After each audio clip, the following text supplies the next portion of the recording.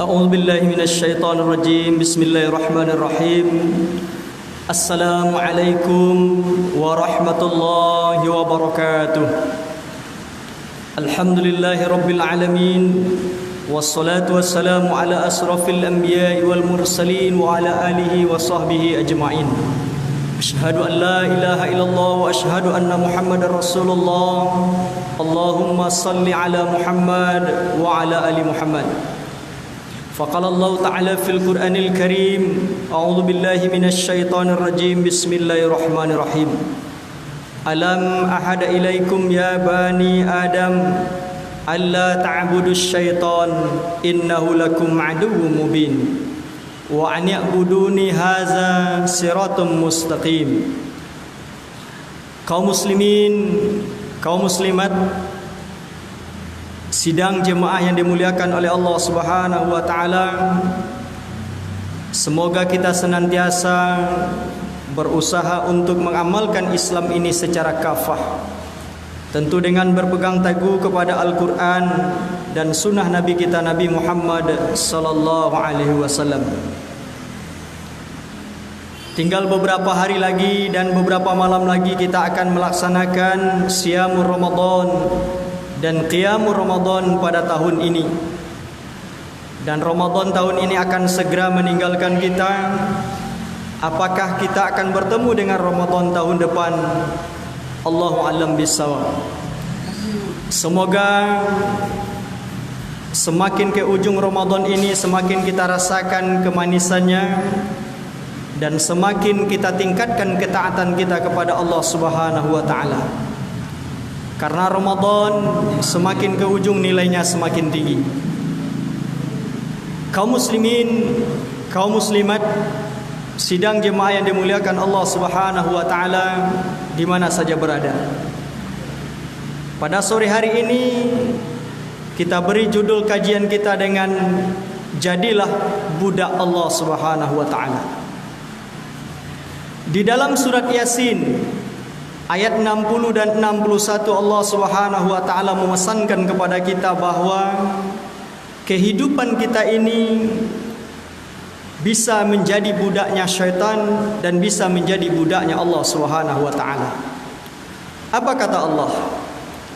Alam ahada ilaikum ya bani Adam alla ta'budus syaitan innahu lakum aduwwum mubin. Bukankah aku telah perintahkan kepada kamu wahai anak cucu Adam, janganlah kalian menjadi budak-budaknya syaitan, karena syaitan itu adalah musuh yang nyata. Kaum muslimin yang dimuliakan oleh Allah Subhanahu wa taala, sebelum kita membahas bagaimana kita menjadi budaknya Allah Subhanahu wa taala, maka sesungguhnya orang-orang yang diperbudak oleh syaitan laknatullah di atas dunia ini akan menemui kekecewaan. Sebagaimana syaitan itu adalah licik dan suka mengingkari janji. Di dalam surat Ibrahim, surat yang ke-14 dan ayat yang ke-22 Allah ingatkan kepada kita. A'udzu billahi minasyaitonir rajim. Wa qala asy-syaitan lamma qudiyal amr innallaha wa'adakum wa'dal haqq wa wa'adtukum fakhlaftukum wa ma kana li 'alaikum minas sultanin illa an da'awtukum fastajibtum li fala talumuni walaumu anfusakum. Dan berkatalah syaitan tatkala perkara itu sudah diputuskan oleh Allah Subhanahu wa taala nanti di akhirat, saat orang-orang yang jadi budak syaitan di atas dunia ini menuntut kepada syaitan, wahai syaitan, mana janji-janjimu? Maka saat itu syaitan menjelaskan kepada orang-orang yang sudah menjadi budaknya di atas dunia dulu. Apa kata syaitan? Dan aku, kata syaitan, tetapi janji itu adalah untuk kuingkari, dan Allah juga sudah berjanji kepadamu, janji Allah itulah yang benar. Maka janganlah kamu mencelaku dan janganlah kamu mengumpatku, tapi celalah dirimu sendiri karena engkau sudah tertipu, kata syaitan laknatullah. Sidang jemaah yang dimuliakan Allah Subhanahu wa taala. maka tentu kita orang-orang yang beriman tidak ingin menjadi budak-budaknya syaitan. Bagaimana caranya? Jalannya tentu kita menjadi budak Allah Subhanahu wa taala. Sebagaimana Allah uraikan, jelaskan di dalam surat Yasin ayat 61-nya. Wa ani'buduni haza siratum mustaqim. Tapi jadilah kalian menjadi budak-budakku, kata Allah. Karena menjadi budak Allah itulah kalian akan berada di jalan yang benar. Kalian akan berada di jalan yang lurus. Kalian akan berada di jalan keselamatan. Kaum muslimin, kaum muslimat, sidang jemaah yang dimuliakan Allah Subhanahu wa taala. Lalu bagaimana kita supaya menjadi budak syaitan dan terhindar dari bagaimana kita supaya menjadi budaknya Allah Subhanahu wa taala dan kita terhindar dari menjadi budaknya syaitan laknatullah. Setidak-tidaknya ada 5 hal yang harus kita perbanyak di dalam kehidupan kita ini, karena itu akan menghalangi kita menjadi budaknya syaitan. Yang pertama adalah kasratus sholawah. Bagaimana kita memperbanyak solat kita. Solat, Allah Subhanahu wa taala sudah berjanji kepada kita, innas sholata tanha anil fahsya'i wal munkar. Sesungguhnya solat akan bisa mencegah diri kita dari berbuat keji dan berbuat mungkar. Perbuatan keji dan perbuatan mungkar adalah perbuatan syaitan. Maka orang-orang yang memperbanyak solatnya di sisi Allah Subhanahu wa taala, maka dia akan terhindar dari perbuatan keji dan perbuatan mungkar. Mungkin muncul pertanyaan dalam diri kita masing-masing. Kita sudah solat. Solat kita sudah rutin kita lakukan. Solat sudah tidak kita tinggalkan lagi. Namun kita belum terhindar dari perbuatan keji dan perbuatan mungkar. Di mana salah? Maka solat itu pasti kita periksa. Apanya yang kita periksa? Apakah solat kita itu bernilai di hadapan Allah Subhanahu wa taala? Supaya solat kita itu bernilai di hadapan Allah Subhanahu wa taala, kita mesti menjaga solat kita dan memelihara solat. Sebagaimana Allah katakan, alladzina hum fi solatihim yuhafizun. Maka orang-orang yang terpelihara, terjaga solat mereka, insyaallah mereka akan menjadi budaknya Allah dan akan terhindar dari menjadi budaknya syaitan. Lalu apanya yang akan kita pelihara? Apanya yang akan kita jaga? Nah, di sini biasanya kita lalai. Ya. Kita solat, namun solat kita itu tidak terpelihara dan terjaga. Hal-hal yang akan menyampaikan kita untuk menjadi budaknya Allah Subhanahu wa taala. Yang pertama, mari kita jaga waktunya. Apa maksudnya? Solatlah di awal waktu. Jangan biasakan hidup kita solat di penghujung-penghujung waktu. Mari kita luangkan waktu untuk solat itu. Jangan kita mencari waktu luang. Karena Rasulullah SAW sudah pesankan kepada kita bahwa solat di awal waktu itu jauh lebih utama daripada solat di akhir-akhir waktu. Karena kita kadang sibuk dengan dunia kita, wa gharratsumul hayatud dunya. Akhirnya kita tertipu dengan kehidupan dunia. Kita tetap solat, tapi solat kita itu sudah dilaksanakan di penghujung-penghujung waktu. Maka saat itu nilai waktunya sudah hilang. Contoh, orang azan asar, kita mau solat zuhur. Kita selesai solat asar, orang azan maghrib. Karena kita mengurus dunia kita. Maka saat itu nilai waktunya sudah hilang. Karena kita solat sudah di penghujung-penghujung waktu kita. Maka untuk itu, mari kita luangkan waktu untuk betul-betul solat di awal waktu, sehingga nilai waktu itu kita peroleh dan bisa salah satu syarat kita menjadi budak Allah yang sesungguhnya dan kita terhindar dari perbuatan keji dan mungkar. Yang kedua, jaga dan peliharalah pelaksanaannya. Apa maksudnya? Bahwa kita jaga dan pelihara solat yang kita lakukan itu berjamaah, bukan sendiri-sendiri.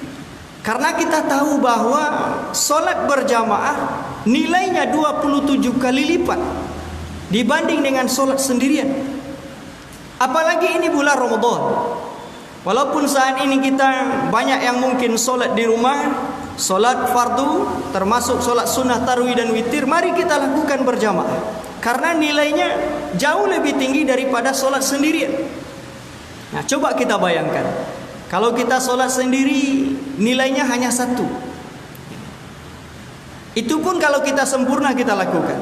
Kalau kita solat berjamaah itu nilainya 27. Kalau 27 itu 5 kali 5 sudah 5 hari lebih kita melakukan solat sendiri, baru pahalanya sebanding dengan orang yang melaksanakan solat berjamaah 1 kali. Maka mari kita luangkan juga waktu kita untuk solat berjamaah, karena nilainya tinggi di hadapan Allah Subhanahu wa taala. Lalu berikutnya, jagalah tempatnya, peliharalah tempatnya. Nah, mana tempatnya? Tempatnya tentu adalah rumah-rumah Allah Subhanahu wa taala, masjid dan musola. Karena masjid dan musola adalah tempat yang mulia di muka bumi Allah Subhanahu wa taala ini. Karena masjid dan musola adalah tempat yang suci di muka bumi Allah Subhanahu wa taala ini.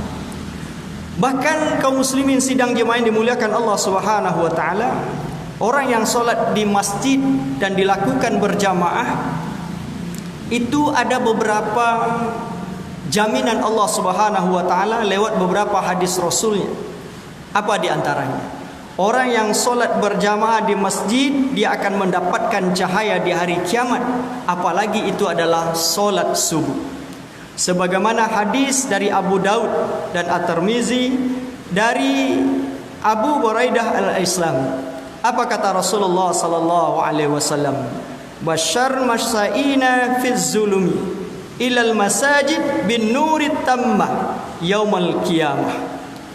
Beri kabar gembiralah orang-orang yang berjalan ke masjid di saat kegelapan, bahwa nanti kelak di akhirat dia akan diberi cahaya oleh Allah Subhanahu wa taala. Siapa itu? Orang yang solat berjamaah di masjid, orang yang solat berjamaah di musola, orang yang solat berjamaah di rumah-rumah Allah Subhanahu wa taala.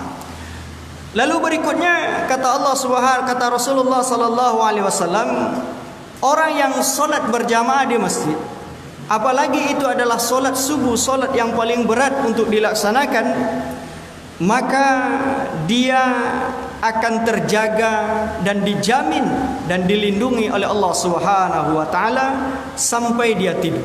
Seharian dia dijamin oleh Allah. Ini hadis yang diriwayatkan oleh Imam Muslim, hadis dari Jundub. Kata Rasulullah sallallahu alaihi wasallam, "Man shalla subha fahuwa fi zammitillah." Siapa yang solat subuh berjamaah, kata Rasulullah, ia akan berada dalam jaminan Allah Subhanahu wa taala.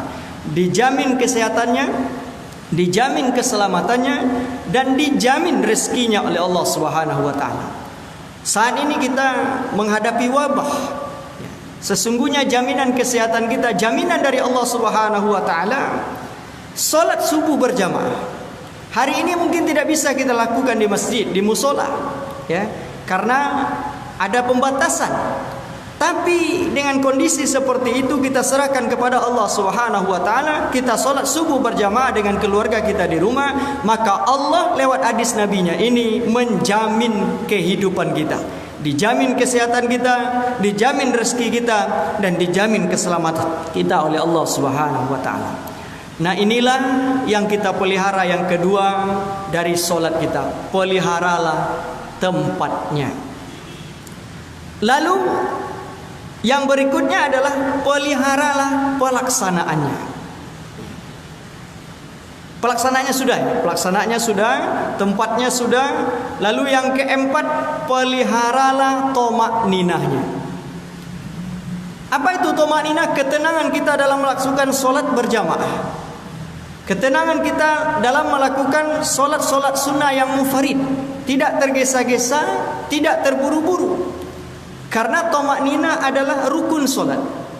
Dia bukan syarat sah solat, dia bukan syarat wajib solat, tapi dia merupakan rukun solat. Karena dia rukun solat, apabila kita terburu-buru, tergesa-gesa, maka rukun solat sudah kita langgar, maka saat itu solat kita tidak sah dan batal. Hari ini kita lihat, ya, sudah beberapa tahun kebelakangan ini di media sosial kita lihat ada solat tercepat di dunia. Itu hanya ada di Indonesia. Solat 20 rakaat 7 menit. Kira-kira apa yang dibaca? Ya, padahal tumakninah adalah rukun solat. Kalau kita tidak lakukan rukun solat itu, maka solat kita batal. Bagaimana dia akan bernilai? Pelaksanaannya saja secara hukum fikih sudah batal, apalagi nilainya di hadapan Allah Subhanahu wa taala. Maka kita jagalah yang namanya pelaksanaannya, kita jaga tumakninahnya. Yang berikutnya, yang terakhir yang mesti kita jaga dan kita pelihara dari solat kita itu adalah peliharalah khusyuknya. Khusyuk ini adalah syarat bagi seorang mukmin untuk menjadi orang yang beruntung di hadapan Allah. Qad aflahal mu'minun. Sungguh beruntung orang-orang yang beriman. Orang yang beriman yang mana yang beruntung? Alladzina hum fi salatihim khashi'un. Orang-orang mukmin yang solat mereka dalam keadaan khusyuk. Ada orang yang beriman, dia solatnya belum khusyuk, maka dia masih rugi di hadapan Allah Subhanahu wa taala. Ada orang yang beriman tapi dia tidak solat, lebih rugi lagi di hadapan Allah Subhanahu wa taala dan bahkan celaka di hadapan Allah Subhanahu wa taala. Nah, persoalan khusyuk karena ini adalah persoalan hati memang berat. Ya. Bagaimana kita selalu berusaha dalam solat kita itu betul-betul menghadirkan Allah Subhanahu wa taala. Betul-betul kita yakin dan percaya diperhatikan oleh Allah Subhanahu wa taala. Khusyuk bukan berarti tidak mendengar. Khusyuk bukan berarti tidak merasa. Khusyuk bukan berarti tidak melihat. Ada orang yang mengartikan khusyuk itu tidak dirasakan oleh dia, digigit oleh nyamuk dia tidak rasakan, dipanggil oleh orang dia tidak mendengar, ya. Dia tidak merasa, dia tidak mendengar dan dia tidak melihat. Bukan itu yang khusyuk. Ada hadis kadang-kadang disampaikan dalam kajian-kajian bahwa sahabat Rasul saat tertusuk oleh panah, lalu dia dalam solatlah dicabut panah itu. Ada juga yang mengatakan Rasulullah sallallahu alaihi wasallam karena khusyuknya dia solat lalu ditaruh tai unta di kepala beliau, beliau tidak tahu. Itu mustahil. Kalau sudah ditaruh tai unta di atas kepala beliau, beliau sudah bernajis, solatnya sudah batal. Kenapa? Karena syarat sah solat sudah dilanggar, tidak bersih dari hadas dan najis. Itu mustahil. Maka khusyuk itu sesungguhnya bukan tidak melihat, bukan tidak merasa, bukan tidak mendengar, tapi khusyuk itu selalu mampu menghadirkan Allah Subhanahu wa taala dalam kita melakukan solat. Takut kepada Allah Subhanahu wa taala, pingin penilaian maksimal di hadapan Allah Subhanahu wa taala. Kaum muslimin yang dimuliakan oleh Allah Subhanahu wa taala. Inilah cara pertama kita menjadi budaknya Allah Subhanahu wa taala. Kasratus sholawah. Banyaklah kita melakukan solat. Solat yang banyak kita lakukan itu bagaimana bernilai? Bagaimana nilai waktunya, bagaimana nilai pelaksanaannya, bagaimana nilai tempatnya, bagaimana nilai tumakninahnya, dan bagaimana nilai khusyuknya. Apabila yang 5 ini sudah sempurna dan kita usahakan di hadapan Allah Subhanahu wa taala, saat itulah solat akan mampu. Innas solata tanha anil fahsya'i wal munkar, mencegah diri kita dari perbuatan keji dan perbuatan munkar. Lalu yang kedua, kaum muslimin yang dimuliakan Allah Subhanahu wa taala. Untuk menjadi budaknya Allah Subhanahu wa taala, kasratut tilawah. Banyaklah kita berinteraksi dengan Al-Qur'an. Banyak membaca Al-Qur'an. Karena kita tahu Al-Qur'an adalah obat. Al-Qur'an adalah petunjuk. Al-Qur'an adalah pembeda buat kita. Mungkin di bulan Ramadan ini banyak kita yang bersemangat dalam membaca Al-Quran. Kita tadarus, ya, mudah-mudahan sudah ada di antara kita yang khatam surat Al-Fatihah sampai An-Nas untuk 1 kali, baik secara bersama dengan keluarga ataupun secara pribadi-pribadi kita. Karena dengan Al-Quran inilah kehidupan kita akan mulia. Karena dengan Al-Quran inilah kehidupan kita akan tenang. Allah katakan syahrul Ramadan alladzi unzila fihi al-Qur'an hudal linnasi wa bayyinatin minal huda wal furqan. Allah sudah menurunkan Al-Qur'an ini, dia ada sebagai petunjuk. Dia adalah sebagai pembeda. Pembeda antara yang hak dengan yang batil. Nah, bagaimana orang bisa membedakan antara yang hak dengan yang batil? Bagaimana orang bisa mendapat petunjuk kalau dia tidak membaca dan mempelajari Al-Qur'an? Nah, sesungguhnya Allah Subhanahu wa taala di dalam surah Al-Furqan, ya, menjelaskan bahwa Rasulullah sallallahu alaihi wasallam mengadu kepada Allah Subhanahu wa taala. Wa qalat Rasulullah sallallahu alaihi wasallam sampaikan kepada Allah bahwa nanti di akhir zaman bahwa umat Nabi Muhammad sallallahu alaihi wasallam, umat Islam ini sudah menjadikan Al-Qur'an ini mahjuro. Mahjuro maksudnya adalah terasingkan, tersisihkan. Lebih penting membaca yang lain, lebih penting mempelajari yang lain daripada mempelajari Al-Quran. Mudah-mudahan Ramadan karena diturunkan Al-Quran, kita bersemangat untuk membacanya, bersemangat untuk mempelajarinya, bersemangat untuk menghafalnya. Mudah-mudahan nanti di luar Ramadan, insyaAllah kita terbiasa untuk berinteraksi dengan Al-Quran, meluangkan waktu untuk membaca Al-Quran, untuk mempelajari Al-Quran, untuk menghafal Al-Quran, dan yang terpenting lagi untuk memahami dan mengamalkan Al-Quran ini. Itu yang kedua, cara kita menjadi budak Allah Subhanahu wa taala, kasratut tilawah. Yang ketiga adalah kasratus sedekah. Banyaknya kita bersedekah, banyaknya kita berinfak, banyaknya kita membantu orang lain. Dalam kajian-kajian kita sebelumnya sudah kita sampaikan bahwa sesungguhnya di dalam beberapa ayat Allah Subhanahu wa taala menyuruh kita untuk berinfak ini dengan kalimat sedekah. Bahwa Allah Subhanahu wa taala katakan lan tanalul birra hatta tunfiqu mimma tuhibbun. Sekali-kali kalian belum akan sampai kepada sebuah kebajikan sebelum kalian menginfakkan sebahagian yang kalian cintai di jalan Allah Subhanahu wa taala. Nah, seperti yang pernah kita sampaikan, infak ini ada dua. Yang pertama, infak yang wajib, itulah zakat. Ada zakat mal, ada zakat fitrah. Kalau zakat itu sudah jelas ketentuannya oleh Allah dan Rasulnya. Berapa mesti dibayarkan, kepada siapa dibayarkan, kapan dibayarkan. Misalnya zakat fitrah. Zakat fitrah itu dibayarkan semenjak awal Ramadan, berakhir pagi-pagi sebelum sholat Idul Fitri. Namun saat ini mungkin kaum muslimin yang dimuliakan Allah Subhanahu wa taala, karena kita sedang beberapa kesulitan yang kita hadapi oleh saudara-saudara kita, tidak apa kita segerakan untuk membayar zakat fitrah. Bayarkanlah kepada orang-orang yang berhak untuk menerimanya. Tentu kita utama ku anfusakum wa ahlikum nar. Selamatkan dirimu dan ahlimu, keluarga-keluargamu dari api neraka. Maka masih ada tetangga kita, keluarga kita yang bukan tanggungan kita. Alangkah baiknya kepada mereka kita berzakat. Ini ada terkadang tetangganya masih membutuhkan, ya, tetangganya masih perlu, bahkan mungkin ada keluarganya yang bukan jadi tanggungannya, masih membutuhkan, dia berzakat jauh-jauh. Padahal yang akan kita selamatkan itu adalah ku anfusakum wa ahlikum. Ini yang terutama. Jadi mari kita lihat orang-orang sekitar kita dulu yang membutuhkan.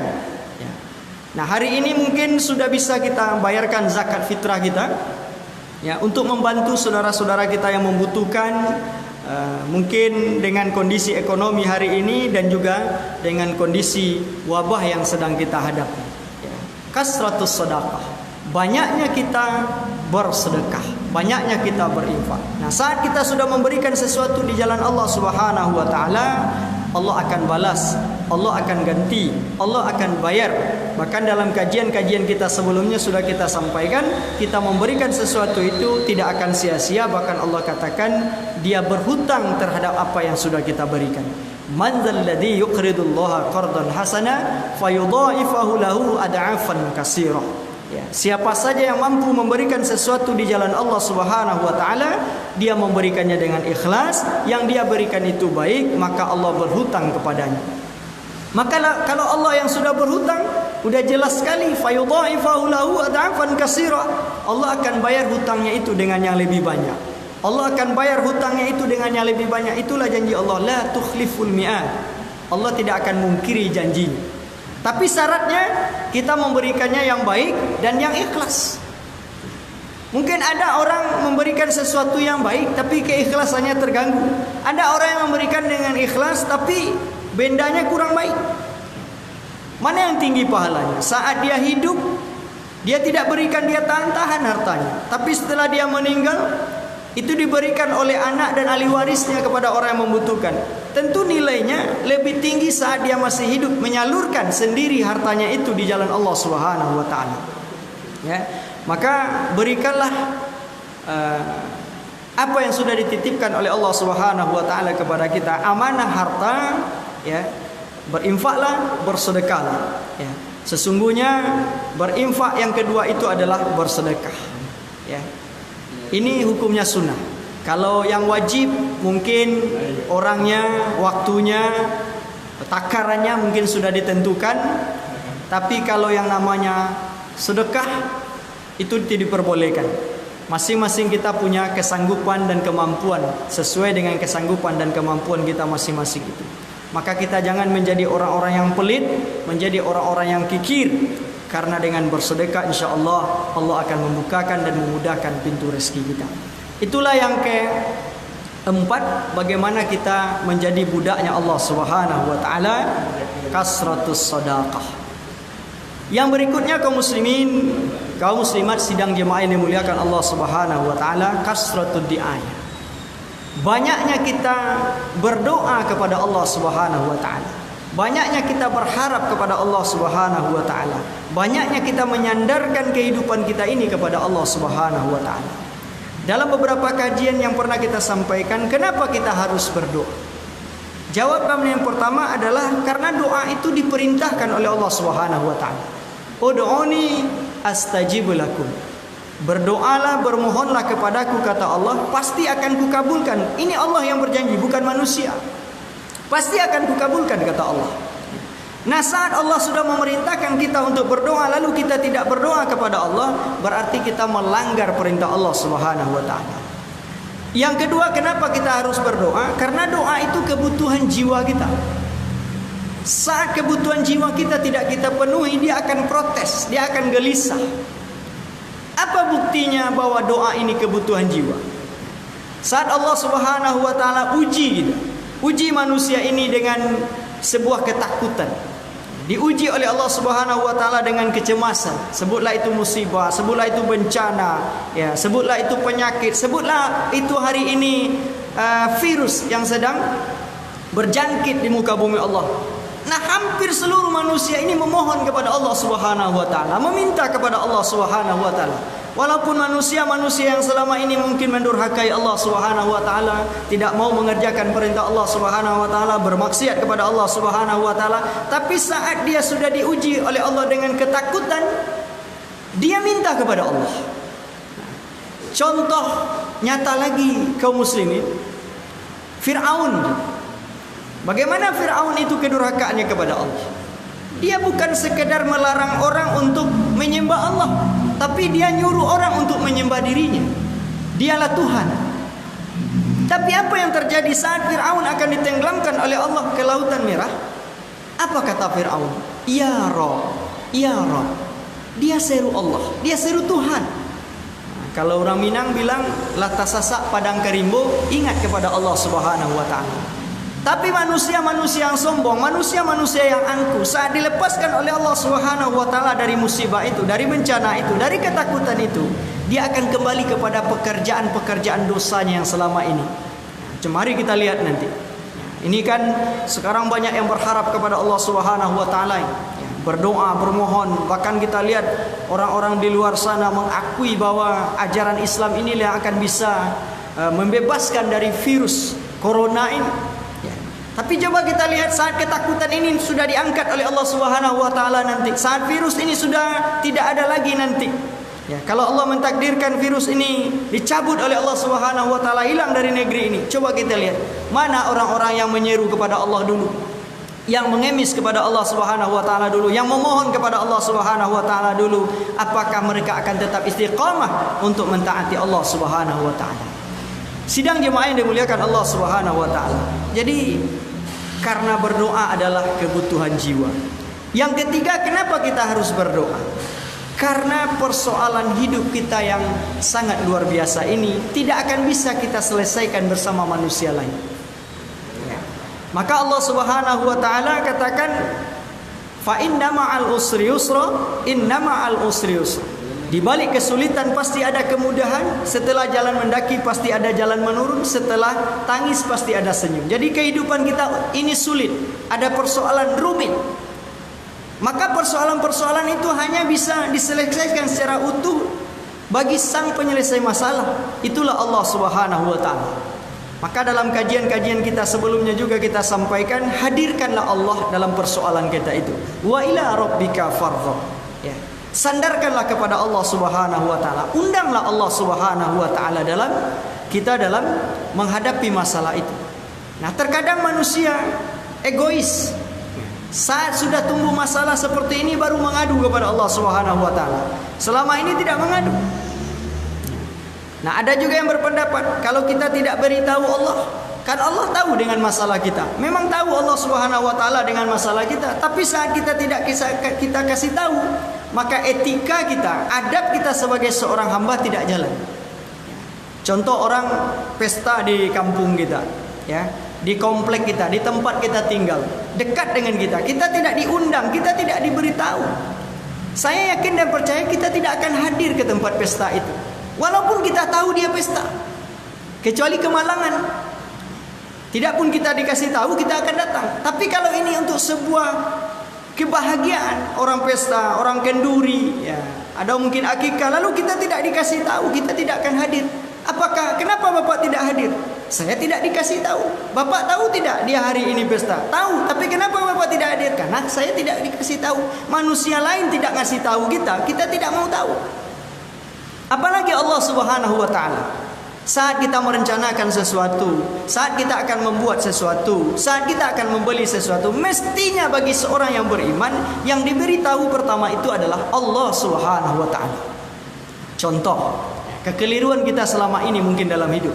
Manusia sudah kita beritahu, tetangga sudah kita beritahu, ya, suami kita sudah kita beritahu, orang tua kita sudah kita beritahu, istri kita sudah beritahu, anak-anak kita sudah kita beritahu, tapi kita lupa memberitahu kepada Allah. Apa contoh? Kita mau beli mobil, ya, lalu sudah dihitung-hitung uangnya tidak cukup, akhirnya berhutang. Hutang piutang dalam Islam itu dibolehkan selama tidak riba, selama tidak berhutang kepada rentenir. Nah, saat kita berhutang menggandung riba kepada rentenir, yang berdosa bukan rentenir itu saja, siapa yang melakukan, siapa yang memfasilitasi, siapa yang menyaksikan, dia ikut dapat dosanya. Lalu berhutang dengan secara syariah. Coba, saat kita berhutang itu siapa yang kita kasih tahu? Apakah yang pertama kita kasih tahu Allah? Wahai Allah, saya mau beli mobil karena sudah kebutuhan bagi saya. Uang saya tidak cukup, wahai Allah, saya berhutang. Untuk itu ya Allah, saya mohon kepadamu, sehatkan jasmani dan rohaniku, kuatkan lahir dan batinku untuk melunasi hutang-hutang ini, dan mudahkan saya untuk melunasinya, wahai Allah. Mestinya seperti itu. Ternyata kebanyakan manusia tidak. Dia berhutang, orang sudah diberitahu, tapi Allah tidak pernah diberitahu. Nah, ternyata saat muncul persoalan, ada kendala saat untuk membayar hutang, macet, ini itu, kesulitan ekonomi dan yang lain seperti hari ini, lalu ngadu kepada Allah Subhanahu wa taala. Diberitahu kepada Allah Subhanahu wa taala. Kira-kira ini kita punya etika atau tidak? Sudah sering saya sampaikan dalam beberapa kajian. Coba kita bayangkan misalnya seorang mama di Minangkabau ini tidak dikasih tahu oleh kemenakannya beli tanah. Tanah sudah dibeli, tidak dikasih tahu mama. Lalu di atas tanah itu akan dibangun rumah, juga tidak dikasih tahu mama. Nah, tiba-tiba saat rumah ini mau dibangun, tanah ini digugat oleh orang. Lalu terbirit-birit mencari mamanya. Datang kepada mamanya, wahai mamanda, saya mohon bantuan kepada mama dan saya mohon maaf. Apa yang mesti saya maafkan? Saya beli tanah, Mak. Tapi saya lupa ngasih tahu Mama. Tanah itu akan saya bangun rumah. Sudah digali pondasi, tiba-tiba tanah itu digugat oleh orang. Mohon Mama untuk menyelesaikannya. Saya tidak sanggup, Mak. Coba bayangkan. Kalau Bapak adalah seorang mama, saat kemenakan Bapak membeli tanah tidak dikasih tahu, dia buat rumah tidak dikasih tahu, lalu muncul persoalan, dia ngadu kepada kita. Saya yakin Mama akan marah. Pasti. Nah, sidang jemaah yang dimuliakan Allah Subhanahu wa taala, kira-kira bagaimana dengan Allah? Saat kita merencanakan sesuatu, lalu kita tidak minta izin kepada Allah, tidak memberitahu kepada Allah, lalu di tengah perjalanan muncul persoalan, lalu kita kasih tahu Allah Subhanahu wa taala agar dia membantu kita. Marah Allah Subhanahu wa taala, marah. Bahkan tanda Allah marah itu dengan persoalan yang satu muncul persoalan berikutnya. Ini persoalannya kecil, lalu muncul persoalan yang lebih besar. Dari persoalan yang lebih besar muncul persoalan yang lebih besar. Kenapa? Karena selama ini kita tidak mengadukannya kepada Allah Subhanahu wa taala. Nah, beda dengan yang didatangkan oleh Allah secara tiba-tiba. Nah, misalnya datang wabah, datang musibah, kita nggak tahu datang musibah, bencana itu.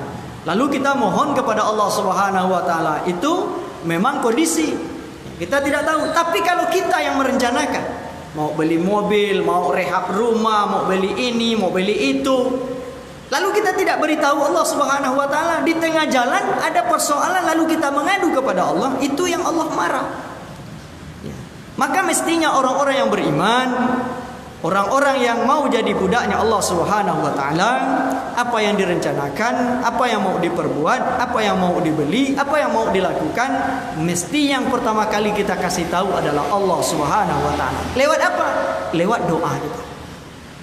Lewat permohonan kita, kita tekurkan kepala, kita tundukkan hati kita, ya, kita tadahkan tangan, lalu kita minta kepada Allah Subhanahu wa taala. Wahai Allah, saya mau berangkat ke sana ya Allah. Mohon saya selamatkan dalam perjalanan.